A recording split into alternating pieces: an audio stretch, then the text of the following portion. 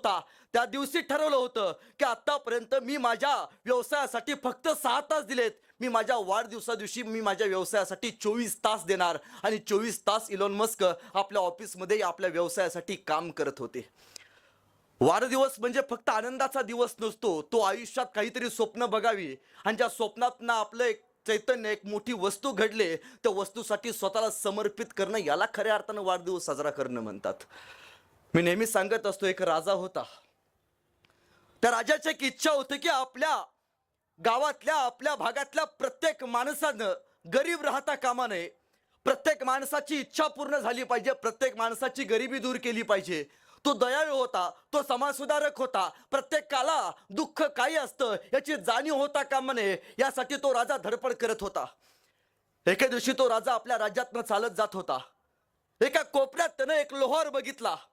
तो लोहार त्या भट्टीवरती अवजार तयार करत होता. ती त्यानं गरम भट्टी पेटवली होती. राजाला मोठा आश्चर्य वाटला, एवढी गरम भट्टी, इतकं ऊन पडले आणि या उन्हात सुद्धा हा व्यक्ती गरम भट्टीवरती अवजार तापवतोय, अवजार तयार करतोय. किती कष्ट आहे त्याच्या आयुष्यात. मला फारसा वेळ द्यावा लागणार नाही याच्या आयुष्यातलं दुःख दूर करायला. राजा त्याच्यापाशी गेला आणि राजाने विचारलं की बाबा, तुझ्या आयुष्यात इतकं दुःख आहे, मी बघतोय एवढ्या उन्हात तू भट्टी पेटवल्यास, त्याच्यावरती तू अवजार गरम करतोयस, तो अवजार विकतोयस, त्या अवजाराची किंमत किती आहे? राज, एका दोन अवजाराची 200-300 रुपये भेटतात बरं का. महाराज म्हणाले, अरे मला वाटतं, तो राजा म्हणतोय, मला असं वाटतं की तुझी गरिबी दूर करावी. बोल, तुला काय पाहिजे? तो म्हटला, तुम्ही द्याल ते मी स्वीकारायला तयार आहे. राजानं त्या लोहाराची गरिबी घालवावी यासाठी त्या लोहाराला एक चंदनाची बाग भेट म्हणून दिली. राजाला वाटलं चंदनाची बाग भेटल्यावरती लोहार श्रीमंत होईल, त्याच्या आयुष्यातनं दुःख दूर होईल. वर्षभर गेला. राजाने एक दिवशी प्रधानाला विचारलं, काय रे, त्या लोहाराचं पुढं काय झालं? राजाचं हे ऐकून प्रधान म्हणाला की राजे, चला आपणच बघून येऊ ना. आणि तो राजा त्या लोहाराला भेटायला जायला निघाला. राजे जात होते, त्याला वाटलं होतं राजाला की लोहार आयुष्यात मोठा झाला असेल, काहीतरी त्यानं आयुष्यात कमवलं असेल, त्याला चंदनाची बाग मी माझी भेट दिली. तो जसा बागेच्या जवळ आला, त्याला अख्खी बाग जळत पडलेली दिसली, अख्खी झाडं तोडलेली दिसली. राजानं डोक्याला हात लावला. राजा लोहारापाशी गेला. अरे, मी तुला चंदनाची बाग दिली होती, तू त्याचं काय केलास? लोहार म्हणाला, राजे, पूर्वी लाकडं मिळत नव्हती, लय लांबनं लाकडं आणायला लागायची. तुम्ही चंदनाची बाग दिली, लाकडं जवळच मिळायला लागली. फार चांगलं काम केलं. आता माझे अवजार तयार होतात बरं का. 200-300 रुपये जरा चांगली विक्री होते. राजानं डोक्याला हात लावला. राजानं आपल्या राज्यातल्या चंदन विकत घेणाऱ्या एका व्यापाऱ्याला बोलवलं.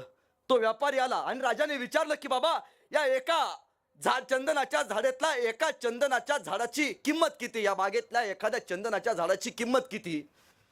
तो व्यापारी म्हणाला की राजे, या बागेतल्या एखाद्या चंदनाच्या झाडाची किंमत हे 2 ते 3 लाख रुपये होऊ शकते. त्या लोहारानं डोक्याला हात लावला. राजे, मी 2 ते 3 लाख रुपयाची झाडं या भट्टीमध्ये घातली, त्याच्यावरती 200-300 रुपयाची अवजारं तयार केली आणि मी या लोकांना विकली. खरं तर त्या गोष्टीतनं एक गोष्ट शिकायला मिळते की त्या लोहाराला त्या चंदनाच्या बागेचं मोल कळालं नव्हतं. मला वाटतं तुमची संस्था ही सुद्धा चंदनाची बाग आहे आणि ज्याला ज्याला या बागेचं मोल कळालं त्यालाच आयुष्याच्या स्वतःचं चंदन करून घेता आले. सगळ्यात मोठी वस्तुस्थिती आपल्याला, आपण ज्या संस्थेत काम करतो त्या संस्थेकडून आपल्याला काहीतरी मिळतं का?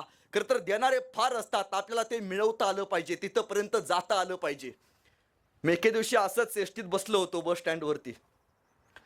माझ्या साईडला एक सदग्रस्त होते, साहेब होते आणि एसटी जायला निघाली. खरं तर एसटी जायच्या अगोदर ते बस स्टँडवरती अनेक व्यापारी येतात, बसमध्ये विचारतात कोणाला पाणी पाहिजे का, कोणाला खाऊ पाहिजे का. ते यायचे, वर्तमानपत्र विकायचे, कोणाला वर्तमानपत्र पाहिजे का, पेपर पाहिजे का.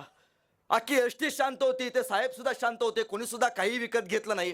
तो पेपरवाला परत आला, पेपर पाहिजे का, पेपर पाहिजे का. अख्ख्या एसटीत त्याने विचारलं, परतही कोणी तयार झालं नाही. 2-3 वेळा येऊन गेला. एसटी जायला निघाली तसं बरोबर माझ्या साईडला जे सदग्रस्त बसले होते त्या साहेबांनी खिशात हात घातला, हातातली चिल्लर काढली, बोटावरती मोजली आणि हात केला, ए पेपरवाल्या, एक पेपर दे ना. एसटी पळते. पेपरवाला पळत आला. पेपरवाल्याने पेपर खिडकीतनं दिला. ती चिल्लर हातात बघितले आणि त्या साहेबांना ती चिल्लर त्या पेपरवाल्याच्या हातात दिली आणि पेपर हातात घेतला. एसटी जायला निघाली. मला प्रश्न पडला, मगासपासून एस टी बस स्टँडवरती उभा होती. मगासपासून तो पेपरवाला 2-3 वेळा एस टीत येऊन गेला. 2-3 वेळा त्याने विचारलं, पेपर पाहिजे का, पेपर पाहिजे का. त्यावेळी तुम्ही पेपर घेतला नाही, पण ज्यावेळी एस टी जायला निघाली त्यावेळीच तुम्ही बरं पेपर मागितला. मी साहेबांना विचारलं साईडला बसलेला, साहेब तुम्ही असं का केलात? मगासपासून एस टी उभारली होती, मगासपासून तो पेपरवाला 2-3 वेळा येऊन गेला. तिनं 2-3 वेळा विचारलं, पेपर पाहिजे का, पेपर पाहिजे का. तुम्ही काहीच बोलला नाही, पण ज्यावेळी एस टी जायला निघाली त्यावेळी तुम्ही हाक मागितली, खिशातले चिल्लर काढली आणि त्या पेपरवाल्यानं दिला आणि पेपर विकत घेतला. तो म्हणला, साहेब माझ्या हातात जी चिल्लर होती ना त्यातला 1 रुपया खोटा होता. म्हणलो कमाल आहे, खोटी बनवणारी माणसं सुद्धा या जगात आहेत. एस टी फार वेळ थोडी पुढे गेली. माझ्या साईडला बसले साहेब ते पेपर वाचत वाचत परत हसायला लागले. म्हणलं साहेब काय झालं, तुम्ही तर 1 रुपया खोटा देऊन पेपर विकत घेतला, तुम्हाला तर आनंद झाला पाहिजे. तो म्हणला, साहेब बरोबर आहे, त्याला मी 1 रुपया खोटा दिला आणि त्यानं सुद्धा मला पेपर कालचाच दिला. म्हणजे खोटं बनवणारी माणसं, दुसऱ्याला खोट्यात काढणारी माणसं या भूतलावरती असताना सुद्धा, भूतकाळ वर्तमान काळाच्या पिढीमध्ये हाताना देत असताना 1 रुपया 2 रुपये ही खोट्या पद्धतीने चलन फिरवणारी माणसं समाजात असताना सुद्धा माझ्या संस्थेतला प्रत्येक कर्मचारी बंद्या रुपयासारखा खणपणीतपणे वाजला पाहिजे, यासाठी सातवसाहेब प्रयत्न करतात. ही सगळ्यात मोठी अभिमानाची बाब आहे. खरं तर ही गोष्ट अनेकांना लागू होते. अनेक लोक तुम्हाला बघायला मिळतील ज्यांनी आपल्या संस्थेला मोठं करण्यासाठी स्वतःला समर्पित करून घेतले. मासाहेब जिजाऊ ज्यावेळी पुण्यात आल्या, भकास भयानक पुणे झालेलं बघितलं. त्या पुण्यामध्ये शेती करणं अशुभ होतं. शेती करायची म्हणजे यवनांच्या दाढीखाली जायचं, ही सगळ्यात मोठी वाक्यप्रचार त्यावेळी प्रसारित झाला होता. कोणी धाडस करत नव्हतं या मातीमध्ये शेती करायचं. मासाहेबांना वाटलं या खचलेल्या लोकांना उभं करायचं असेल तर पहिल्यांदा यांच्यामध्ये आपण आत्मविश्वास जागृत केला पाहिजे, आणि आत्मविश्वास जागृत करायचा असेल तर यांच्यावरती आपण प्रबोधन केलं पाहिजे. हारलेलं मन जागं करायचं असेल तर, हारलेल्या शरीराला उभं करायचं असेल तर खचलेलं मन आणि हारलेलं मन याच्यावरती संस्कार करणं फार महत्वाचं आहे. आणि मासाहेब जिजाऊंच्या लक्षात आलं, कुरुक्षेत्रावरती अर्जुन आणि त्यांचा सारथी श्रीकृष्ण उभारले होते, आणि अर्जुनाला आपल्या सोबतची लोक त्यांच्या विरोधात ज्यावेळी दिसली आणि कुरुक्षेत्रावरती अर्जुन घाईवरला, रथातनं खाली उतरला, शक्तिपात झाल्यासारखा वागायला लागला. आणि भगवान श्रीकृष्णांना अर्जुन सांगता झाला, भगवान श्रीकृष्ण मी लढू शकत नाही, माझ्याच विरोधातली लोक आज, माझ्या सोबतची लोक आज माझ्या विरोधात माझ्या समोर उभारलेत, आणि माझ्याच सोबत्यांच्या विरोधात मी कसं लढावं. भगवान श्रीकृष्णांना वाटलं अर्जुनाचं शरीर खचलंय, आणि खचलेलं शरीर उभं करायचं असेल तर अर्जुनाच्या मनावरती आपण संस्कार केला पाहिजे. आणि भगवान श्रीकृष्णांनी कुरुक्षेत्रावरती अर्जुनाला त्यावेळी भगवत गीता वाचून दाखवली. ती भगवत गीता वाचल्यावरती अर्जुन लढायला तयार झाला, रथामध्ये बसला, सारथी झाला. एक भगवत गीता एका अर्जुनाला लढायला उभा करते. त्यावेळी मासाहेब जिजाऊंना वाटलं ही भगवत गीता रयतेच्या तळागाळापर्यंत गेली पाहिजे. आणि मासाहेब जिजाऊंनी याच भगवत गीतेचं रूपांतर जे केलं ते म्हणजे आपले ज्ञानेश्वर महाराज, त्यांनी ज्ञानेश्वरी निर्माण केली. मासाहेब जिजाऊंना वाटलं ही सोपी ज्ञानेश्वरी, जी सहज आहे, जी सुबक आहे, प्रत्येकाला वाचायला मिळेल, प्रत्येकाला आवडेल, आणि प्रत्येकाला या ज्ञानेश्वरीमधून काहीतरी ज्ञान मिळेल. ती ज्ञानेश्वरी तळागाळापर्यंत गेली पाहिजे. मासाहेब जिजाऊ आळंदीला आल्या, ज्ञानेश्वर महाराजांच्या समाधीचं त्यांनी दर्शन घेतलं. अखंड रयतेत ज्ञानेश्वरी त्यांनी वाटले, आणि मासाहेब जिजाऊ तिथून थेट देऊला गेल्या. जगद्गुरु तुकोबा यांच्या कीर्तनात त्या सामील झाल्या. जगद्गुरु तुकोबा यांचं त्यांनी दर्शन घेतलं, आणि मासाहेब जिजाऊ तुकोबा यांना सांगत्या झाल्या, तुकोबा राय तुम्ही असे पायीक घडवा की तुमच्या कीर्तनाची आम्हाला गरज आहे. तुमच्या या कीर्तनातून असे पायीक तयार करा की ते पायीक या स्वराज्यासाठी शिलेदार म्हणून उभे राहतील. आणि जगद्गुरु तुकोबा यांनी कीर्तनाच्या माध्यमातून पाईक तयार केले, जे स्वराज्याचे शिलेदार म्हणून तयार होतील. खरं तर तुम्ही कधीतरी देहूला गेलात तर देहूपासून शेलारवाडी नावाचे एक वाडी जवळ आहे. त्या शेलारवाडीमध्ये शेलार मामा नावाचा शिवाजी राजांचा आणि तानाजी मालुसरेंचा एक मित्र होता. तो शेलार मामा या देहूपासून जवळ असलेल्या शेलारवाडीचा तो कधीतरी जगद्गुरु तुकोबारायांच्या कीर्तनात गेला असेल, कधीतरी तुकोबारायांचं प्रबोधन त्यानं ऐकलं असेल. मातीसाठी मरायचं आणि मारायचं हा संस्कार कधीतरी कीर्तनातून घेतला असेल. तेव्हा तेव्हा स्वराज्यासाठी तो लढायला उभा राहिला असेल. म्हणजे एक प्रबोधन एका खचलेल्या माणसाला शिलेदार बनवतं. एक प्रबोधन एका खचलेल्या माणसाला लढायला तयार करतं. एक पुस्तक एका अर्जुनाला रथाविरुद्ध रथावरती जाऊन सारथ्य करायला भाग पाडतं. हे पुस्तक आणि प्रबोधन आपल्या जीवनामध्ये फार महत्वाचं आहे. या प्रबोधनात अनेक माणसं घडली, अनेकांचे खऱ्या अर्थाने संस्कार आणि संसार बहरले. पण ही सगळी गोष्ट होत असताना एक गोष्ट आहे की प्रत्येकानं आपल्या आयुष्याचं नियोजन केलं पाहिजे. किती लोकांनी नियोजन केलं इथं बसलेलं? आपल्या आयुष्याचं कधी नियोजन केलंय का हो? नाही करत आपण.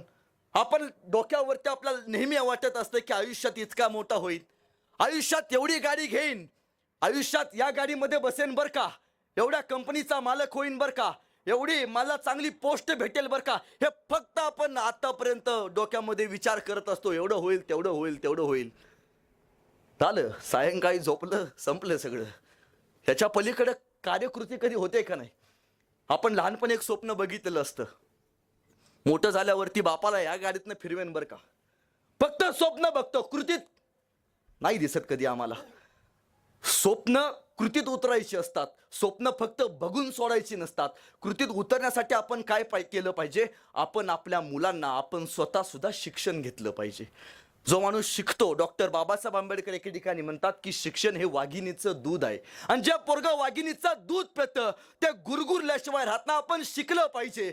शिक्षण हे माणसाला संस्काराकडे घेऊन जाण्याचं सगळ्यात मोठं साधन आहे. एक राजा होता आणि त्या राजाला वाटलं की आपल्या प्रधानाची पोरं किती हुशार आहेत, आपण एकदा बघूया. तो राजा एका ठिकाणी चौकात उभारला होता आणि त्याच्या प्रधानाचं पोरगं समोरनं जात होतं. राजानं त्या आपल्या प्रधानाच्या पोराला थांबवलं, जवळ घेतलं आणि सांगितलं, हे बघ, माझ्या हातात 2 नाणी आहेत बरं का. त्यातलं एक नाणं सोन्याचं आहे आणि एक नाणं चांदीचं आहे. तू यातलं मौल्यवान नाणं ओळख. ते मौल्यवान नाणं मी तुला भेट म्हणून देतो. त्या राजाच्या सरदाराच्या सेनापतीच्या पोरानं चांदीचं नाणं उचललं आणि तो निघून गेला. राजाला प्रश्न पडला, आपला सेनापती एवढा हुशार आणि पोरगा असं कसं काय? सोन्याचं नाणं ठेवलंय, चांदीचं नाणं ठेवलंय, मौल्यवान नाणं उचल म्हणतोय, तरी सुद्धा तो चांदीचं नाणं उचलतोय. परत दुसऱ्या दिवशी जाताना राजाला ते पोरग गाठ पडलं. परत तो खेळ चालू झाला. राजाने विचारलं, हे बघ, परत एकदा संधी देतो, हे बघ 2 नाणी आहेत बरं का, एक सोन्याचं नाणं आहे, एक चांदीचं नाणं आहे, यातलं मौल्यवान नाणं कुठलं ते उचल, ते मौल्यवान नाणं मी तुला देतो. त्या पोरानं परत चांदीचं नाणं उचललं, पोरग निघून गेलं. 2 दिवस झाले, 3 दिवस झाले, 4 दिवस झाले, 1 महिना असंच होत झालं. पोरग यायचं, चांदीचं नाणं उचलायचं, निघून जायचं. एकदा राजा प्रधानाला भेटला आणि प्रधानाला म्हणाला, प्रधान, तुम्ही इतके हुशार, अख्खं राज्य तुमच्यावरती चालतं, पण तुमचा मुलगा एवढा कसा काय अशिक्षित हो? मी त्याच्या पुढं प्रधानाने विचारलं, काय झालं? मी त्याच्या पुढं 2 नाणी ठेवली होती, एक नाणं सोन्याचं, एक नाणं चांदीचं. ते गेले 2 महिने झाले ते माझ्यापाशी येते आणि मौल्यवान नाणं उचल मी सांगितलं होतं, त्यातलं चांदीचंच नाणं उचलते आणि घेऊन जाते. त्याला मौल्यवान अजून काय कळत नाही. प्रधानाला राग आला. आपली बेइज्जती झाली, आपल्या पोरानं आपली बेइज्जती केली. तो पळत पळत गेला घरी. पोराला घेतलं, का रे, इतक्या दिवस तुला मी शिकवलं, शिकवून मोठं केलं, त्याचं काय केलंस तू? तुला मौल्यवान कळत नाही? राजा तुला रोज भेटतो, आपला विचारतो, यातलं मौल्यवान नाणं कुठलं? एक नाणं सोन्याचं, एक नाणं चांदीचं. तू चांदीचंच नाणं उचलतोस, सोन्याचं का उचलत नाही? तुला कळत नाही सोनं हे मौल्यवान आहे? प्रधानाचा पोरगा म्हणाला, पप्पा, मला माहिती आहे सोनं हे मौल्यवान आहे, पण मी रोज राजा मला भेटतोय, तो मला विचारतोय दोन्हीतलं सगळ्यात मोठं आणि सगळ्यात किमतीचं नाणं कुठलं? तर मी चांदीचं नाणं उचलत होतो. बाबा, जर मी पहिल्यांदा सोन्याचं नाणं उचललं असतं तर त्या दिवशीच तो डाव बंद झाला असता. 2 महिने झालं राजा मला रोज विचारतोय कुठलं मौल्यवान नाणं. मी रोज चांदीचं नाणं उचलतोय. एका सोन्याच्या नाण्यासाठी मी महिनाभर 2 महिने साठवलेली ही चांदीची नाणं गमावू नाही शकत. तुम्हाला काय वाटलं? राजा मला वेड्यात काढतोय? नाही, गेली 2 महिने झालं चांदीची नाणं उचलून मी राजाला वेड्यात काढतोय. म्हणजे शिक्षण किती महत्वाचं आहे त्याला माहिती आहे, कुठल्या वेळी कुठली गोष्ट करावी आणि कुठल्या वेळी त्या गोष्टीचं नियोजन करावं, ते नियोजन अंमलात आणावं, स्वतःच्या जीवनशैलीत आणावं. नियोजन करायला शिकवलं, आपण नियोजन करायला शिकलो, सगळ्या गोष्टी आयुष्यात शक्य झाल्या. पण या गोष्टी शक्य होत असताना या जगानं प्रत्येकाला एक संस्कार दिलाय, तो निसर्गाची देणगी आहे. ती म्हणजे इथं बसला प्रत्येक माणूस संयम नावाची गोष्ट जन्मताच घेऊन आलाय. तो निसर्गानं प्रत्येकालाच बहाल केलेला देणगीचा रूप आहे. संयम बाळगणं हा निसर्गाने दिलेली देणगी आहे, जी प्रत्येकाकडे आहे, जो माणूस रोज वापरू शकतो. खरं तर आत्मविश्वास ही सुद्धा ईश्वरानंच दिलेली देणगी आहे, ती सुद्धा प्रत्येक माणूस रोज वापरू शकतो. पण धाडस ही कधीतरी वापरायची संधी आहे, आणि या संधीसाठी ईश्वर हजारात फक्त एकाला निवड करतो, आणि त्या हजारामध्ये धाडस दाखवण्याची संधी ईश्वरानं आपल्याला दिले. ती संधी आपण बाळगली पाहिजे, आणि त्या संधीचं आपल्याला कुठं सोनं करता येईल का यासाठी विचार केला पाहिजे. ही सगळ्यात मोठी वस्तुस्थिती आहे. अनेकांच्या संसारामध्ये प्रगतीसाठी काय गरजेचं असतं हो? पैसे. सक्सेस होण्यासाठी काय गरजेचं असतं? पैसे, नाणे नाही. यापेक्षा सगळ्यात महत्वाची गोष्ट आहे ती म्हणजे आपल्या वडीलधाऱ्या लोकांनी, आपल्यापेक्षा मोठ्या वयानं सिनियर असलेल्या लोकांनी आपल्या पाठीवरती फक्त एक कौतुकाची थाप टाकावी. एक कौतुकाचं थाप, त्या थाप्यावरती हे स्वराज्य उभा राहिले. एका कौतुकाच्या थापेवरती या महाराष्ट्रातले अनेक लोक घडलेत, अनेकांनी स्वतःचं यश संपादन केले. तानाजी मालुसरे लहान होते आणि पुण्यात ज्यावेळी मासाहेब जिजाऊंनी फरमान काढलं, शेती करावी लागते, ही वसाड पडलेली शेती आहे, या शेतीमध्ये आपल्याला बाग फुलवायची आहे. मासाहेब जिजाऊंनी सोन्याचा नांगर फिरवला, आणि नांगर फिरवल्याबरोबर ती शेती सुजलाम सुफलाम केली. आता पिकं मोठी झाली.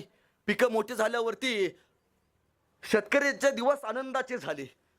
पिकं मोठी झाली, पिकामध्ये आता चांगलं उत्पादन मिळणार. पण पुण्यामध्ये रानटी डुकरांचं प्रमाण त्यावेळी फार वाढलं होतं. ही रानटी डुकरं पिकामध्ये जायची, हैदूस घालायची, अख्खं पीक तोडायची. शेतकऱ्यांना मोबदला मिळायचा बंद झाला, आणि शेतकऱ्यांनी ठरवलं की एक दिवस आपण मासाहेब जिजाऊंना भेटायचं आणि सांगायचं की या बंदोबस्त करा रानटी जनावरांचा काहीतरी. या शेतकरी एकदा घेऊन राजा मासाहेब जिजाऊंपाशी गेला. जिजाऊ, काहीतरी बंदोबस्त करा, हे जनावर येतात रानटी, आमची अख्खी शेती नासधूस करून जातात. त्यावेळी मासाहेब जिजाऊंनी एक कल्पना काढली, एक शर्यत काढली. जो कोणी शेतात हैदूस घालणाऱ्या रानटी जनावरांची शिकार करेल त्याला मासाहेब जिजाऊ स्वतः सोन्याचं कड भेट म्हणून देतील. आणि तळागावातली पोरं मासाहेब जिजाऊ सोन्याचं कडे भेट म्हणून देणार आहे म्हणून दिवसा जायची, रानटी जनावरं पकडायची, मासाहेब जिजाऊंना दाखवायला आणायची, बक्षीस मिळवायची. एके दिवशी सायंकाळी त्या जनावराचं धड घेऊन एक पोरग मासाहेब जिजाऊंच्या वाड्याच्या बाहेर येऊन थांबलं. मला मासाहेब जिजाऊंना भेटायचं आहे. भारीकरी म्हणले, अरे जा रे बाबा, एवढा सायंकाळी रात्री 2 वाजता आलायस, सकाळी मासाहेब झोपल्या जाता. नाही नाही नाही, मला आत्ताच मासाहेब जिजाऊंना भेटायचं आहे. अरे जिजाऊ झोपलेत, सकाळी दिवसभर त्यांनी दौरा करून त्यांना वैताग आलाय, थांब ना, सकाळी ये ना. नाही नाही नाही, आत्ताच मासाहेब जिजाऊंना भेटायचं आहे. हा सगळा कालवा ऐकून मासाहेब जिजाऊ जातीनं आतनं बाहेर आल्या. काय झालंय रे मासाहेब? हे पोरग बघा की सायंकाळी जनावराचं धड घेऊन आले, म्हणते मासाहेबांना भेटायचं आहे. मासाहेब म्हणाल्या, पाठवून दे रे त्याला आत. ते पोरग आलं. मासाहेब, ओ मासाहेब, अरे बोल ना, तुम्ही सांगितलं होतं जो कोणी जनावराचं धड कापून आणेल तुम्ही त्याला सोन्याचं कडे भेट म्हणून देणार. हे बघा जनावराचं धड घेऊन आलो नव. मासाहेब म्हणाल्या, अरे तू सकाळी आला असतास तर तुला काय मी सोन्याचं कडे भेट दिलं नसतं. मासाहेब, तुमचं सोन्याचं कडे मिळावं यासाठी नाही आलो मासाहेब. मासाहेब, फक्त तुमच्या कौतुकाची थाप माझ्या पाठीवरती पडावी यासाठी आलो मासाहेब. मासाहेब, सोनं नाणं नको बर का, एक कौतुकाची थाप माझ्या पाठीवरती फक्त टाका मासाहेब. मासाहेबांनी जवळ गेल्या. मासाहेबांनी विचारलं, नाव काय रे तुझं? म्या तानाजी मालुसरा, मावळात राहतो बर का. आणि मासाहेब जवळ गेल्या. मासाहेबांनी तानाजी मालुसऱ्यांच्या पाठीवरती थाप टाकली. एक तानाजी मालुसरे ज्यानं स्वराज्यासाठी स्वतःचं बलिदान दिलं. एक कौतुकाची थाप. एका माणसाला इतिहासात सुवर्णाक्षरानं नाव नोंदून घ्यायची